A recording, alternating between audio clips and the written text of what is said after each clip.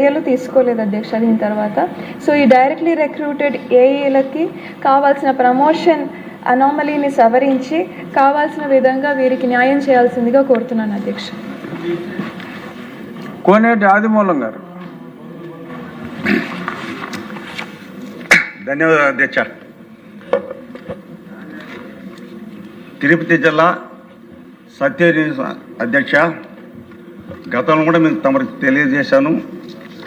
పుత్తూరు నుంచి సత్యేడు పౌడ road ఊర్తుకోట bypass road అధ్యక్ష, ఒకే kilometre అధ్యక్ష బైపాస్. దాంట్లో పోవాలంటే నేనైనా ఎవరైనా కూడా శ్రీశెట్టి పోవాలన్నా కాన్స్టిట్యూట్ హెడ్ క్వార్టర్ పోవాలన్నా కూడా తమిళనాడు దూరి పోవాలి అధ్యక్ష. గతంలో ఈ కరోనా వచ్చినప్పుడు కూడా మమ్మల్ని అంతా కూడా అడ్డకిచ్చారు అధ్యక్ష. మన బండ్లు అడ్డకిచ్చారు తమిళనాడు పోకూడదనేసి. అలాంటి సందర్భాల్లో ఆ 4 సంవత్సరాల గతంలో ఎమ్మెల్యే ఉండేటప్పుడు తిరిగి లాస్ట్లో ఒక జీవో ఇచ్చారు అధ్యక్ష 26 కోట్లకి, అంటే 200 కిలోమీటర్ బైపాస్ చేయడానికి, మినీ బైపాస్. అది లాస్ట్లో ఇచ్చారు. అప్పుడున్నటువంటి ప్రభుత్వంలో ఎస్సీ మారిపోయినారు, కలెక్టర్ మారిపోయినారు, జిల్లా మారిపోయింది, తడానా ప్రభుత్వం మారిపోయింది. గౌరవ ముఖ్యమంత్రి గారు వచ్చారు అధ్యక్ష. గౌరవ ముఖ్యమంత్రి గారు కూడా వివరణ చేశాను, తమరికి కూడా తెలియజేశాను. గౌరవ ఆర్ఎండ్బి మినిస్టర్ గారు కూడా ఇచ్చాను అధ్యక్ష. ఆ రోడ్డు 2 కిలోమీటర్ దూరం వేస్తే ప్రజలకి వాహనాలు పోవడానికి, శ్రీసిటీ పోవడానికి చాలా ప్రయోజనం ఉంటుంది అధ్యక్ష. మీ ద్వారా సమన్వయం చేసుకుంటున్నాను. ఆల్రెడీ పరిశీలన ఉంది అధ్యక్ష. ఆ రోడ్డు బైపాస్ 26 కోట్లు అధ్యక్ష. ఆ 26 కోట్లలో 20 కోట్లు వచ్చి ల్యాండ్ ఎక్విజిషన్ అధ్యక్ష, 6 కోట్లు వచ్చి రోడ్డుకి అధ్యక్ష. మరి సర్వే కూడా చేశాం అధ్యక్ష. సర్వే కూడా అయిపోయింది, ఆర్ఎన్బిలో ఉంది అధ్యక్ష. ఎస్సీ గారికైనా ఈఎన్సీ గారికి చెప్పి మీ ద్వారా సమన్వయం తెలియజేస్తున్న అధ్యక్ష. చాలా ఇంపార్టెంట్ అధ్యక్ష. 80 సంవత్సరాలు అయిన సరే స్వతంత్ర అధ్యక్ష 2 కిలోమీటర్ దూరం అధ్యక్ష. తమిళనాడు పోకుండా మన రోడ్లో పోయి మన కాన్స్టిట్యున్సీకి ఈ రిజర్వ్ కాన్స్టిట్యూన్సీ అధ్యక్ష చాలా ఇబ్బంది పడుతున్నాం. మన బండ్లని, మన ఆటోలని, మన కార్లు నిలిపేస్తున్నారు అధ్యక్ష తమిళనాడు వాళ్ళు. అంటే ట్రాన్స్పోర్ట్ పోయేటప్పుడు కానీ ఇబ్బంది పడుతున్నారు. శ్రీశెట్టి పోవాలంటే కూడా 300 ఫ్యాక్టరీ ఉన్నది అధ్యక్ష. దీన్ని సమన్వయం మీకు దృష్టి తీసుకుని వస్తున్నారు అధ్యక్ష. ఇంకోటి కూడా అధ్యక్ష చాలా ఇంపార్టెంట్, గౌరవ ముఖ్యమంత్రి గారు కూడా మొన్న జూలై 1 వచ్చారు శ్రీశెట్టికి. దాని ముందే ఒక పెద్ద యాక్సిడెంట్ జరిగింది అధ్యక్ష, 2 చనిపోయినారు. సిహెచ్ హాస్పిటల్ ఉంది సత్యవేదిలో. సార్ తమిళనాడు పోవాలంటే 100, తిరుపతి పోవాలంటే 110 కిలోమీటర్లు.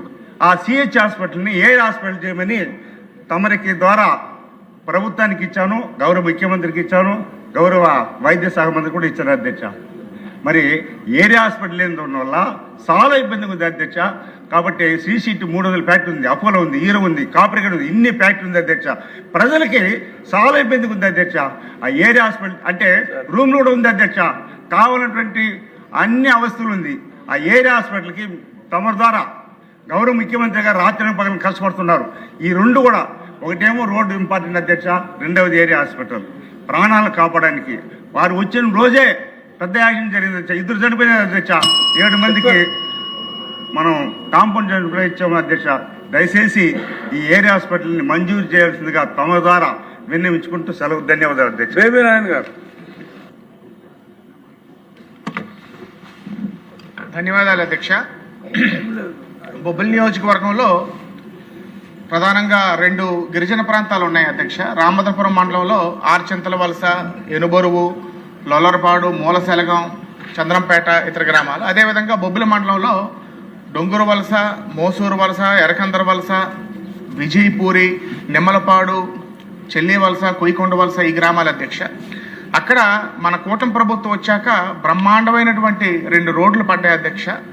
అయినప్పటికీ వైద్య సదుపాయాలు ఈ గిరిజన ప్రాంతాలు, ఈ 2 గిరిజన రామభద్రపురం మండలం ఉన్నటువంటి బొబ్బిలి మండల గిరిజన గ్రామాల్లో కొంచెం వైద్య సదుపాయాలు ఏది అవసరం ఉన్నా వాళ్ళు రామభద్రపురం వెళ్ళవలసి వస్తుంది, లేకపోతే బొబ్బిలి పరిసర ప్రాంతాల వాళ్ళు బొబ్బిలి రావాల్సి వస్తుంది అధ్యక్ష. కేశవలస అవనివ్వండి, ఇతర గ్రామాలు అవనివ్వండి. కాబట్టి ఒక మినీ హెల్త్ సెంటర్స్ లాంటివి ప్రత్యేకించి ఆ గిరిజన గ్రామాలకి మనం కల్పించవలసినటువంటి అవసరం ఉంది అధ్యక్ష. వాళ్ళు కోరిక కూడా అది.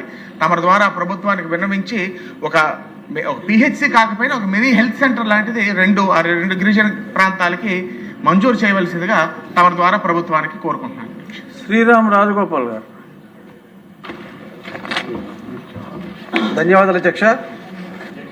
2024 వరదల వలన దెబ్బతిన్నట్టు మునీర్ ఆనకట్టకు తక్షణ మరామతుకు నిధులు కేటాయించమని మీ ద్వారా ప్రభుత్వాన్ని కోరుతాం అధ్యక్ష. జగేపేట కాన్స్టిట్యూన్సీ ఉత్సవ మండలంలో పోలంపల్లి వద్ద మునీర్ నదిపై 1894-1890 సంవత్సరాలు ఆనకట్ట నిర్మాణం చేశారు అధ్యక్ష. దానివల్ల జగేపేట ఉత్సవాయి పెనగించిపూడు నదిగా మండలంలో 25 గ్రామాలకు గాను 36 ఎకరాలకు సాగుని అందిస్తున్నారు అధ్యక్ష. ఇది మరి డిపార్ట్మెంట్ కూడా డిజైన్ కూడా ఫైనల్ చేశారు అధ్యక్ష. అంచనాలు కూడా సిద్ధం చేస్తున్నారు. ముఖ్యమంత్రి గారి మధ్య ప్రతి పార్లమెంట్లో ఉన్న ఎమ్మెల్యేస్తో, జిల్లా కలెక్టర్తో, జిల్లా ఇన్ఛార్జ్ మినిస్టర్తో మీటింగ్ ఏర్పాటు చేశారు. దాంట్లో ప్రాధాన్యతను కూడా మునేరు ఆనకట్టకు నిధులు కేటాయించి ప్రభుత్వాన్ని కోరాం. మీ ద్వారా ముఖ్యమంత్రి గారిని ప్రత్యేకంగా మునేరు ఆనకట్టకు నిధులు కేటాయించమని చెప్పి మీ ద్వారా కోరుతున్నాం అధ్యక్ష. కిషన్ కుమార్ రెడ్డి గారు. నమస్కారం అధ్యక్షుల వారికి. ఈరోజు మదనపల్లి జిల్లాలో డ్రింకింగ్ వాటర్ ప్రాబ్లం చాలా ఎక్కువ ఉంది. ఈ ఎలినో ఎఫెక్ట్ వల్ల గవర్నమెంట్ రిక్వెస్ట్ చేస్తున్నా మీ ద్వారా, ప్రతి విలేజ్లో బోర్లు డ్రై అయిపోయినాయి. మా పక్క మిగతా కోస్టల్ లాగా కాదు, ఒక గ్రామం ఉంటే 30 పల్లెలు ఉంటాయి, 3000 లోట్లు ఉంటాయి అంతే. 30 పల్లెల్లో చేరి 3000 లోట్లు ఉంటాయి. ప్రతి ఊర్లో, ప్రతి గ్రామంలో 5 బోర్లు 6 బోర్లు డ్రై అయిపోయినాయి. నా రిక్వెస్ట్ గవర్నమెంట్కు ఇమీడియట్గా మండలానికి కనీసం ₹1 కోటి ఇచ్చి కనీసము టెంపరరీ రెస్టరేషను బోర్డులు ఇమీడియట్గా వేయకపోతే కూటమి ప్రభుత్వానికి మనకు చాలా చెడ్డ పేరు వస్తుంది గ్రామాల్లో. మా రిక్వెస్ట్ ప్రతి మండలానికి కనీసం ₹1 కోటి ఇచ్చి గవర్నమెంట్ ఇమీడియట్గా ఈ డ్రింకింగ్ వాటరు మదనపల్లి జిల్లాకు సంబంధించి 5 కాన్స్టిట్యున్సీలు, రాయచోటి, మదనపల్లి, తమ్మలపల్లి, పుంగునూరు, పీలేరు, ఇవన్నీ కూడా 5 కాన్స్టిట్యున్సీలు కొత్త జిల్లా ఏర్పాటు చేయటం జరిగింది మదనపల్లి జిల్లాను. కాబట్టి మీ ద్వారా గవర్నమెంట్ ఇమీడియట్గా ₹1 కోటి కనీసం మండలానికి ఇచ్చి ఎక్కడైతే నీళ్ల సమస్య ఉందో అవన్నీ కూడా ఇమీడియట్గా రెస్టోర్ చేయాలని మీ ద్వారా గవర్నమెంట్ రిక్వెస్ట్ చేస్తున్నా. థ్యాంక్ యూ అధ్యక్ష. యార్లగడ్డ వెంకటరావు. ధన్యవాదాలు అధ్యక్ష. ఈరోజు నేను ప్రస్తావించే అంశం కేవలం ఒక భాషకు సంబంధించిన అంశం కాదు అధ్యక్ష. ఇది పిల్లల భవిష్యత్తుకి, మన సంస్కృతికి, ముఖ్యంగా మన మాతృభాషకి సంబంధించిన అత్యంత ముఖ్యమైన అంశం అధ్యక్ష. ఒక 3-4 నిమిషాలు టైం ఉంది అధ్యక్ష. 2-3 నిమిషాలు నుంచి మాట్లాడండి అధ్యక్ష. ఈ రోజు లేకపోతే రేపు మాట్లాడదాం. ఎందుకంటే ఇవాళ 5 నిమిషాల్లో క్లోజ్ చేయాలని చెప్పారు. మాకు ఉండదు కదా జీరో, మాకు క్వశ్చన్ అవర్ ఉండదు కదా. తెలుగు భాష అభివృద్ధికి 10 కోట్లు ఇచ్చిన ముఖ్యమంత్రి గారు మొట్టమొదటిసారిగా పోయిన సంవత్సరం బడ్జెట్లో పెట్టారు అధ్యక్ష. నారా లోకేష్ గారు విద్యా సంస్కరణలు మొట్టమొదటిసారిగా ఈ రాష్ట్రం ఏర్పడిన తర్వాత ఇన్ని సంస్కరణలు తీసుకొచ్చిన మంత్రి ఎవరు లేరు అధ్యక్ష.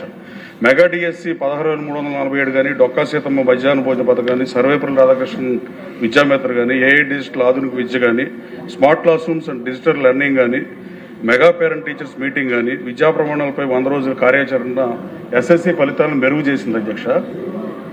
10th రిజల్ట్స్ అయితే 85.25% ఉత్తీర్ణులయ్యారు అధ్యక్ష.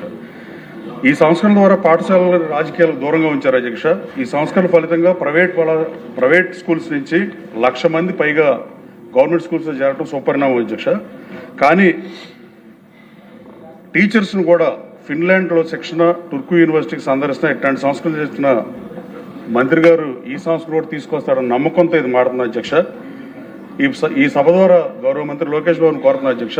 పిల్లలు తెలుగు మాట్లాడుతున్నారు కానీ తెలుగు చదవలేని పరిస్థితి, తెలుగు మాట్లాడుతున్నారు కానీ చదవలేరు, రాయలేని పరిస్థితుల్లో ఇవాళ ఆంధ్రప్రదేశ్ రాష్ట్రం ఉంటాం. భాషా ప్రయుక్త రాష్ట్రంగా ఏర్పడి తొలి భాషా ప్రయుక్త రాష్ట్రంలో ఇట్లాంటి దుస్థితి రావడం నిజంగా బాధాకరం అధ్యక్ష.